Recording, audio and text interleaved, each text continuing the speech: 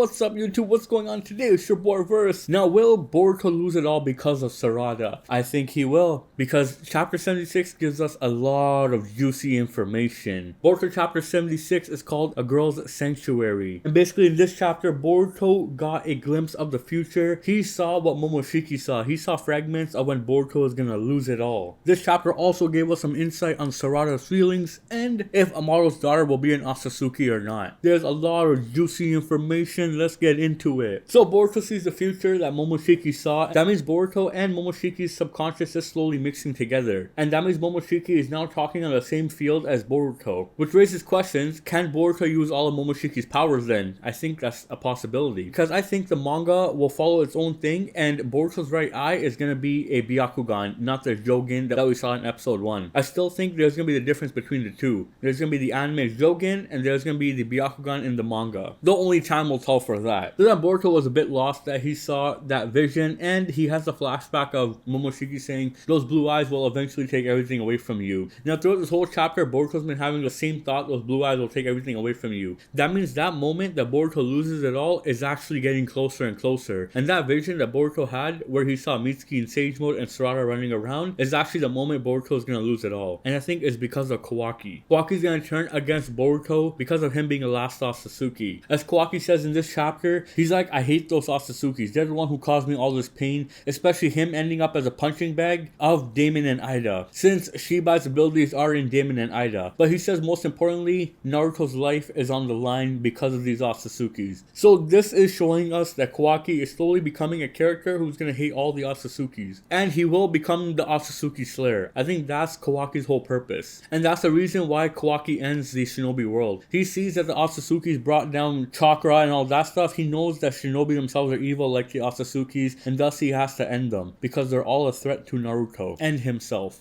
So then Naruto and Amado talk. Naruto asks Amado, why didn't you tell us that you were going to modify Kawaki's karma? Amado says it was none of your business. Bro, Amado says that with a blunt face. That's how you know Amado is still slimy. This guy is moving sneaky. Because he says, what could you have done to help me, Lord Hokage? He's basically looking down on Naruto and them, saying you guys couldn't have done shit to me. I know they couldn't have, but he kept everything a secret. Especially him modifying Kawaki's karma. So Amado here, I think, is still lying. He still wants to use Kawaki's karma for a different purpose besides reviving his daughter. I think he wants to make his daughter the perfect Otsutsuki, which is why Kawaki questions it, saying, you swear that your daughter won't turn into an Otsutsuki if I resurrect her. Amado then starts crying, saying, I don't know how she'll turn out. I think this is Amado acting and not really crying. Because think about it, Amado is an actor. He gets out of every situation. Even back during the second Chunin exam, Amado got out of the situation with the thugs. He then got out of the situation with Code and Ida, and then he got out of the situation with Damon. Bro, how are you gonna tell me this guy is not an actor at this point? I think he is fake crying here to get sympathy from all these guys because he knows he's being watched. Which leads me to my next idea, that Ida is Amado's daughter. I say that because of two things. First being that Ida notices that Amado's crying and he looks pitiful. That's her saying, let's call it a day. That's one way to look at it. The second being Shikamaru asking Ida to see if Amado's daughter, Akebi, is not really dangerous. And then she says, a strange question to ask me, but from what I can tell, she was just an ordinary girl. At the very least, she was nothing at all like Delta. That makes me question if Ida is really Amado's daughter. I think that's possible, because the way Ida says, a strange question to ask me. She says at the very least, she was nothing like Delta. So what if in reality, Amado actually implanted all of Akebi's information inside of Ida? And he wanted to make Akebi the perfect Otsutsuki, so he decided to give Shibai's abilities to Ida. And Damon was just an add-on. Because that could make sense. Otherwise, why would Kawaki hint us saying, if I bring her back, are you sure she won't turn into some new Otsutsuki? They specifically said new Otsutsuki. They're basically trying to tell us that this person that Kawaki's going to revive is going to become an Otsutsuki. That's the whole point of the karma. Because you are bringing back that person through a divine power, which is the karma. And then Amado saying, I really don't know how it will turn out, since there's no precedent. Meaning he doesn't know what will happen.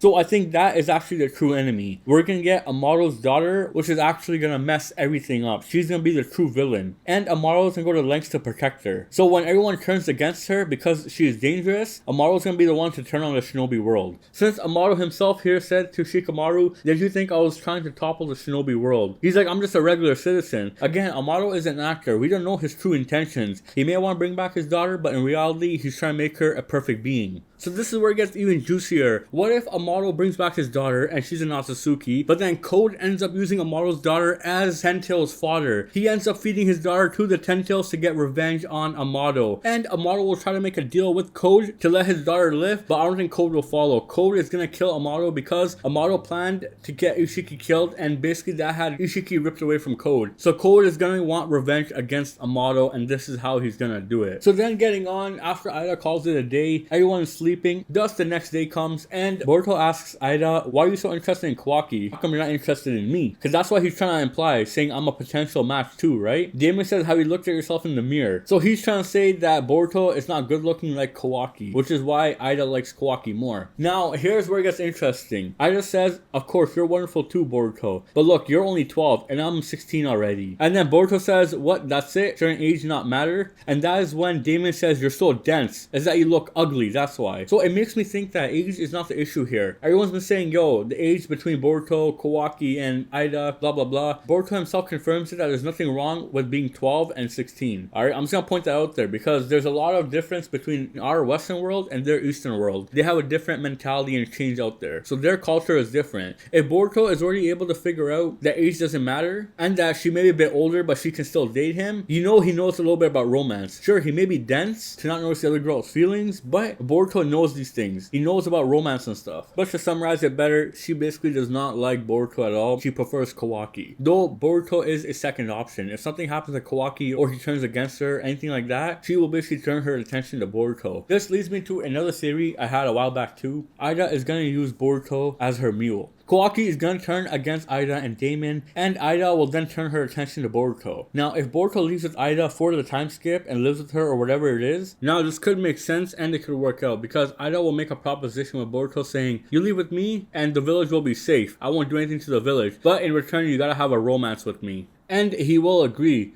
especially considering that Boruto's future revenge is almost here, saying that his blue eyes will take everything away from him. And Kawaki's gonna be the one to take everything from Boruto. I've said this before too, Kawaki is basically there eating away at Boruto. Once Boruto disappears, Kawaki will be Boruto's replacement. He has all his friends, he has his family, he has his team and everything. So Kawaki will be the replacement to Boruto. So then Kawaki questions Ida, and Kawaki calls Damon and Ida scum. He's like, all you people want something from me. He's like, I'm not allowed to do anything on my own. Because he starts bringing up everything that happened during chapter 60s, that Ida sold out Boruto in order for Kawaki's safety. In which Ida doesn't answer, and Kawaki figures it out based on her face. And then you have Damon popping in here saying, bro, you want to scrap? I'm here. Because Damon doesn't like the way Kawaki is talking about Ida. So I need somebody to knock this little shit out. I need somebody to put this little shit in his place, bro. This guy pisses me off, bro. I want somebody to bang him in, bro. Like, just one snuff to his face, man. I need somebody to end him. So then Ida starts blushing that Kawaki is talking to her, but she froze up and she didn't say anything. And thus, she gets frustrated and says, I can't properly express myself. I need some girls here. Which is why she then says Sarada is nearby, isn't she? Call her over, and Keke too. Boruto questions saying Keke, which Ida replies Keke Sumire. It makes me question, why doesn't Boruto not know Sumire's last name? They spent all of the academy arc around each other and tell me he doesn't know her name. Especially when she tried to destroy the village. They knew about her father and everything, so I don't know why they didn't put that there. Unless the anime and the manga are two different entities. Hence the Jougan and the Byakugan, chapter 1, episode 1. Ah, made you think there. But it makes me question on why Ida said Keke too,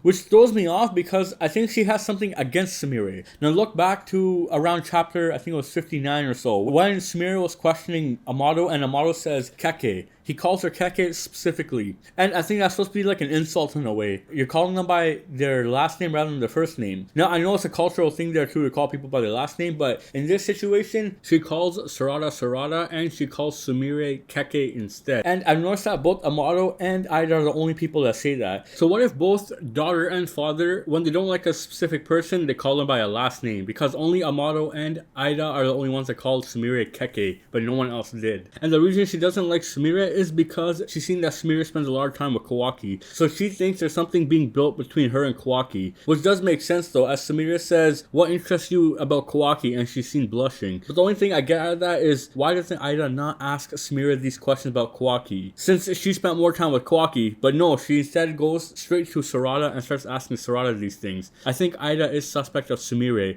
because she knows her nature is to be like a spy and stuff. It makes me question on what Ida's true intentions are and what Sumire's true feelings feelings are. Maybe Sumire is good at hiding her feelings and Ida is not able to pick that up. But unlike Sarada can't hide her true feelings. And I think Ida was able to look into Sarada's past and notice that her and Boruto spent a lot of time together. Thus her asking the question, do you like Boruto? So I think Ida is able to relate to Sarada more than she is to Sumire. But she dislikes Sumire. Or she doesn't dislike her, but she's more biased towards Sarada. Because she knows Sumire is a smart person. She probably looked into the past when Amado and Sumire were talking, and she saw that Sumire was asking a lot of questions to Amado. So I don't think Sumire was the first choice for being called over, but it was rather Sarada, as Ida did say Sarada's nearby, isn't she? Let's call her over. And then she says Keke too. So then Boruto tells everybody that Ida wants to meet with Sarada and Sumire. Now Shigerai tries going, but he gets played. As soon as he sees Ida, boom, the man lost his heart on sight. So then Sarada starts thinking to herself, thinking, I can't look at her directly. What if I fall for her? So then the infamous bed scene happens. Ida is talking to Sarada and Sumire away from the boys. Now the thing that threw me off here is Boruto is basically peeking on them. He's worried about the two girls. And the thing that gets me is you can easily listen to what they're talking about.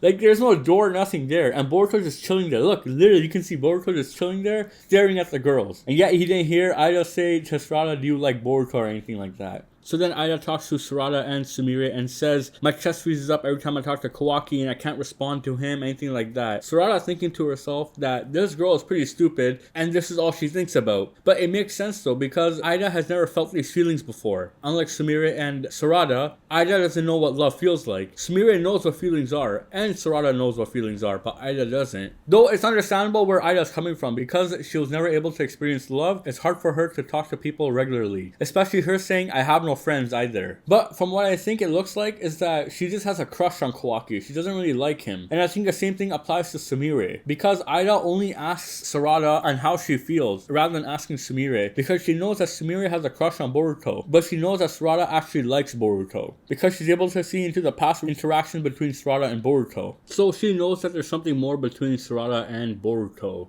So what I think is Ida actually has a crush on Kawaki and that she doesn't really love him. This still leads me to my endgame theory that Ida will end up falling in love with Code, the boy who chased after her even though he became an otsutsuki. So getting back to the panels, when Ida asks Sarada, what do you think? Sarada says, yeah, for sure, I totally get it. I think it happens to everyone when they find true ... Sarada didn't say true love. Basically, she's trying to play it off here. Her blush is basically fake in this scene, and Sumire notices it as well. Sarada is trying to play off that she's fallen for Ida's abilities. In reality, she hasn't. So I think she knows what love is and she's just trying to play it off. And then Sumire talks to Ida and gets Ida's attention. Now Sumire here too is playing it off. And as I said, Ida is not giving Sumire her full attention. She's rather more focused on Sarada because she knows Sumire is like a spy. That's why she hasn't paid much attention to Sumire. And the attention logo on Ida's head is proof of that. So then Sumire says, what is it that you like about Kawaki? Now this can go multiple ways. The first being that Sumire actually likes Kawaki and Sumire is jealous that Ida is asking about Kawaki. And thus Sumire wants to know what Ida finds attractive about Kawaki. The other thing being that Sumire is actually trying to play it off to make it look like she's trying to help Ida but she's not. Now this threw me off. Sumire is able to talk telepathically. She has basically the abilities that the Yamanaka clan have. Because this threw me off completely. I didn't know Sumire possesses these type of abilities. Because if you look at it, she is talking to Sarada on a level that Ida cannot see. But Sumire is not connected to anybody till later on in the chapter we find out that she ends up talking to Shikamaru. But there's no Yamanaka in place at the moment. So then Sumire says to Sarada, listen to me calmly, don't show any reaction. Now Sarada and Sumire are both unaffected here. It makes you question why aren't they affected. This comes down to the possibility that they have somebody else in their heart. Or it's that they possess otsutsuki blood or DNA, something like that. Because Sarada is of the bloodline of Indra. But Sumire here, Sumire possesses an otsutsuki pet. So it's possible that she herself is unaffected because she herself possesses a bit of otsutsuki abilities. Because Nu is an otsutsuki pet. Though the other obvious one might be that both Sarada and Sumire already have somebody in their heart. And for girls it might be different than boys. So if a girl loves somebody, Ida's ability won't affect them as much. As to a guy will fall for her regardless of if he likes somebody or not. Because I think both Sarada and Sumire have Boruto in their heart. Though I think Sumire might be a 50-50 on Boruto and could be a 50-50 on Kawaki. Sarada and Sumire decide to play this off and they both know know that they're unaffected, they're like, let's not show any emotion. Which then Sarada gets thrown off by Eida saying, what about you, Sarada? What do you think of Boruto? And Sarada instantly blushes. This blush is real, unlike her other blush. If you look back at it, that blush, her eyes are kind of calm and everything, but on this blush, her eyes widely open when she mentioned Boruto. Now Eida here caught Sarada off guard by that, and she knew it was perfect to ask Sarada because Sarada's been in these situations. Just like back in episode 253 when Sarada says, my chest feels all tight and everything, Eida says the same thing here. So that's how Eida is able to relate to Sarada much more than Sumire. So then Eida waits for Sarada's answer, and Sarada is lost in her mind while she's talking to Sumire, and they're both thinking that they can assassinate her. So then Eida asks Sarada, are you okay? And basically Sarada plays it off. So in a sense, Sarada is a good deflector when it comes to asking the questions about Boruto. Sumire asks her first, she deflected it, then Mitsuki asks her, she deflected it, and now Eida asks her, and then she ends up deflecting the question because she doesn't want to get caught in the moment. So then Sumire connects to Shikamaru again. She's able to connect using a Yamanaka ability. She's able to talk to Shikamaru, and she tells Shikamaru that both her and Sarada are unaffected. And then Shikamaru's like, yo, this is a perfect plan for you two to kill Eida if she ever turns against Konoha. Now this is where it gets juicy. Basically, this right here tells us that there is going to be a future fight between Sumire, Sarada, and Eida. Because if Eida herself is not good at taijutsu, as she herself said that back in chapter 59, it makes you think that if Sumire and Sarada fight Eida, Eida is going to lose. But I don't think Sumire is going to help Sarada fight Eida, as Sumire herself is out of shape, as according to her last chapter, she got tired from running, as Sarada on the other hand is still in shape. So when Sarada fights Eida, it will be a one-on-one battle, and this will be the battle that determines everything. This will be the moment that she decides to go against Konoha, or even possibly destroy and take everything away from Boruto, because I still believe that Sarada is linked to Boruto's blue eyes and him losing it all. So maybe Sarada fights Eida and Sarada possibly loses, and then Boruto ends up losing everybody. Everybody turns against him, and either he has to kill them or they kill him. And this all happened because Sarada was not able to kill Eida. And if Sarada is related to Boruto's blue eyes, she is going to be the cause of him losing everything. On the other hand, it's also possible that once Eida figures out that Sarada and Sumire can't fall for her abilities, I think she's going to eliminate them. She's going to be jealous that these two girls are able to have somebody fall for them while she can't.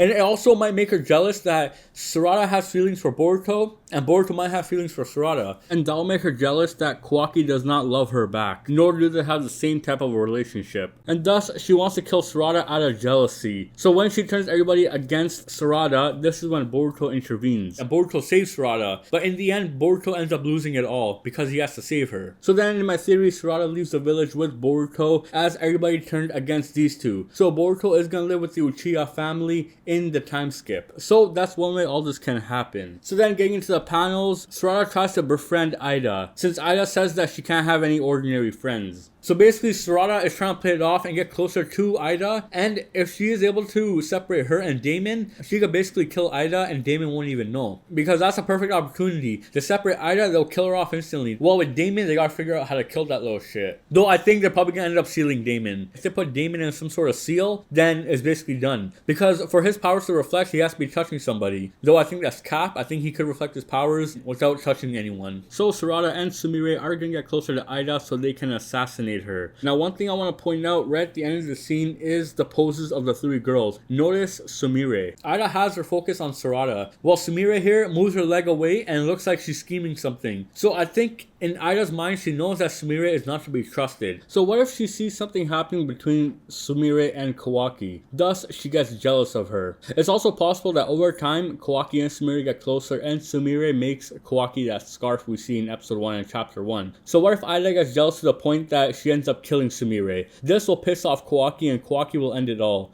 Because Kawaki will be pissed off at Eida. Thus, he will want to kill her and end the shinobi world. Because the shinobis are the one who let Eida in the village in the first place. It could all very well be connected. So now we have another juicy panel here, and it is with Momoshiki. Momoshiki now has figured out what her charm ability is. So I think Momoshiki figured out that it's not a divine ability, but it's rather either a virus or it's another jutsu. Now I don't know if Momoshiki is really going to tell Boruto what her charm powers are. Because Momoshiki Momoshiki's gonna play a safe game here. He knows that if he tells Boruto, he knows that Boruto's gonna end up telling everybody. And if Ida finds out that Boruto found out, she's gonna question on how Boruto found out. And basically she's gonna get rid of Boruto, who's basically a threat to her. Now this is where it gets even more juicier. Kawaki notices that Boruto is talking to somebody. He then walks up to Boruto and says, "Come out, Momoshiki, I know you're there." So at that moment, Ida will know that Boruto is talking to Momoshiki. And if Ida finds out that Momoshiki knows her weakness of what her virus is, she might turn somebody against Boruto and have him killed. And it's possible she might make a proposition with Kawaki to kill Boruto, in which Kawaki might agree if Ida says she will leave Naruto alone. So what I think is that Sarada and Mitsuki will follow Boruto in the future, and upon leaving the village, they'll have everybody turn against them. Hence, the vision that Boruto saw was actually Boruto running away, and Kawaki is chasing after Boruto, since it's Ida's orders. And thus, the fight between Kawaki and Mitsuki break out because Kawaki tries killing Boruto, and this is when Boruto gets the eye cut. So when Boruto tries to run away in the future, it's either going to be Kawaki who cuts his eye, it's going to be Sasuke who cuts his eye, or it's going to be Sarada who cuts his eye. Now, if Sarada leaves with Boruto for the time skip, it's possible that she's the one who keeps Momoshiki under check, and that when Boruto does lose control, she's the one who ends up giving Momoshiki the cut on his eye, so that Momoshiki can't use Boruto's body or see. So that is all the juicy stuff we got for this chapter. I hope we get some more information in chapter 77, especially knowing everyone's feelings and how the feelings develop later on. Also, I want to know what Ida's powers are going to be. What is the reveal regarding her charm powers? So my theory still stands. I think Sarada will probably leave with Boruto in the future and possibly with Sasuke.